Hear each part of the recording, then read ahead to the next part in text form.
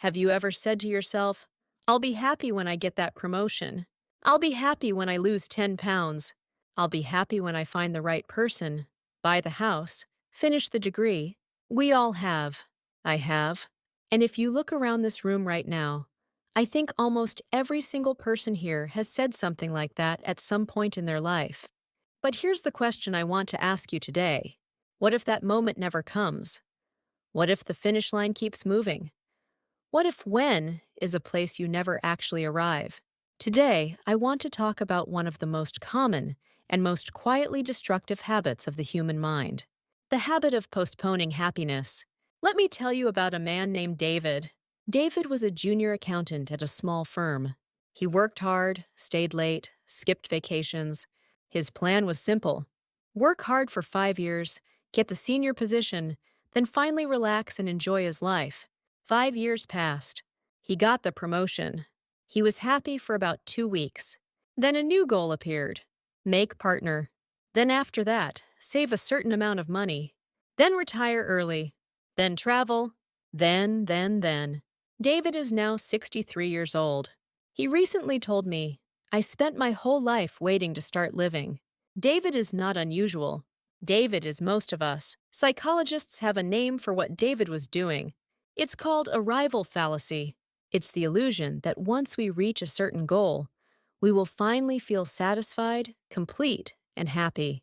The word fallacy is important here because it is a mistake, a thinking error, a trap. The arrival fallacy was studied deeply by Dr. Tal Ben-Shahar, a Harvard professor who taught one of the most popular courses in that university's history, a course on happiness.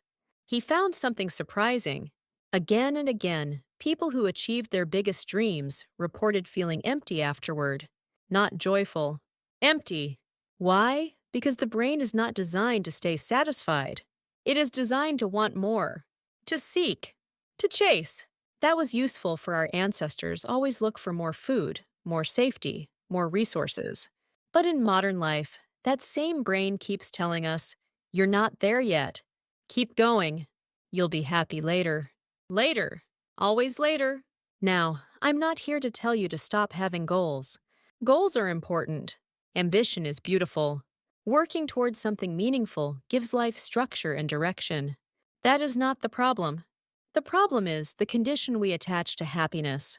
There is a massive difference between these two sentences. Sentence 1. I am working toward a promotion, and it excites me. Sentence 2. I cannot be happy until I get this promotion. One is motivation. The other is a prison. When we make happiness conditional, when we say it must wait until X happens, we hand over our emotional well-being to a future event that we cannot fully control. We become hostages to our own goals. And while we're waiting, life is happening. Right now, this moment. The conversation you're having, the coffee you're drinking, the sunrise you didn't notice because you were staring at your phone thinking about tomorrow. There's a beautiful concept in philosophy. It comes from the ancient Stoics, and it's the idea of amor fati, love of fate, love of what is, not what was, not what will be, what is. Marcus Aurelius, the Roman emperor and philosopher, wrote this almost 2,000 years ago.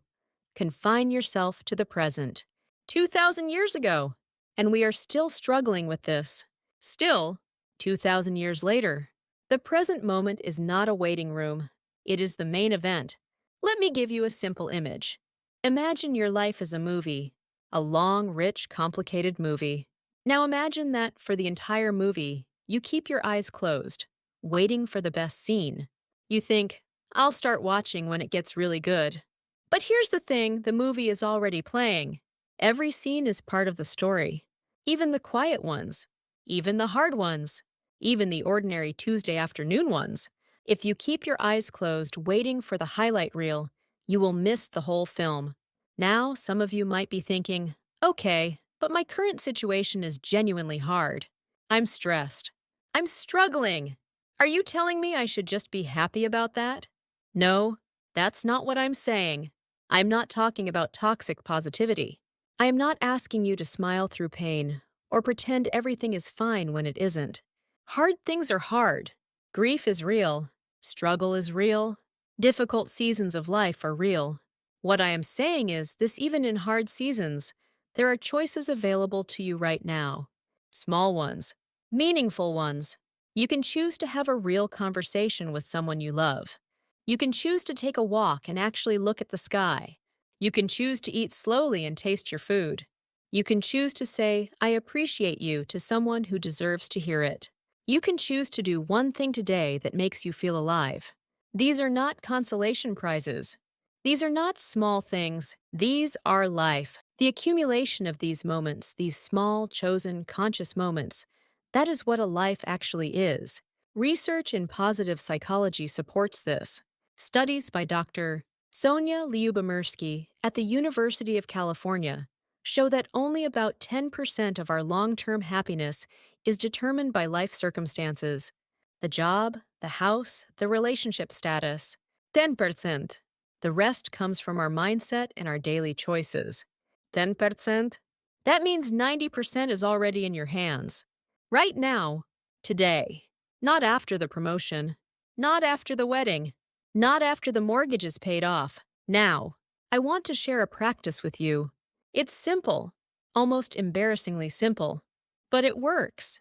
Every day, every single day, ask yourself this question: what is the most alive I can feel right now, in this moment, with what I have? Not what will make me happy someday. Not what do I need to achieve. Just right now, what is available to me that is good, that is real, that is worth noticing? Some days the answer will be big. Some days the answer will be very small. A hot shower, a kind word, a song you love, the feeling of sunlight on your face. These things are not small.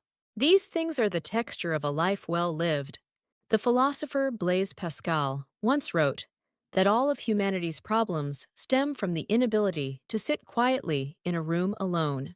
What he meant, I think, is that we are so uncomfortable with the present moment that we are always escaping it into plans, into worries, into fantasies about the future. We scroll through our phones at dinner. We think about the weekend during Monday morning. We think about Monday during the weekend. We are chronically, habitually, almost professionally absent from our own lives. And the saddest part?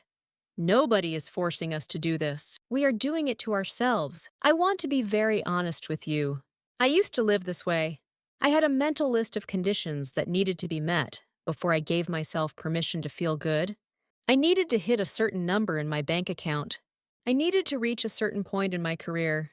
I needed my life to look a certain way before I let myself exhale.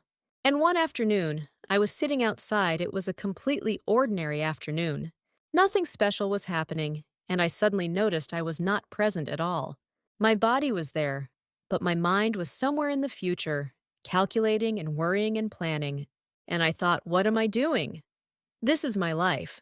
This ordinary afternoon is part of my life, and I am not here for it. That moment changed something for me. I'm not saying I figured it all out that afternoon. I didn't. I still catch myself doing it, waiting, postponing, bargaining with the future. But now I catch it faster, and I make a different choice. The choice to be here, the choice to notice, the choice to find what is good in this moment, rather than waiting for a better one. That is the practice, not a destination. A practice. Something you do every day, imperfectly, and keep doing anyway. So here is what I want to leave you with. Your life is not a rehearsal. There is no version of your life that begins after things get easier or better or more convenient. This is the version, this one, right here, with all its messiness and uncertainty and ordinariness. Stop waiting for the conditions to be perfect. The conditions will never be perfect. And even if they were, your brain would immediately find a new condition to chase. Instead, make the most joyful choice available to you right now.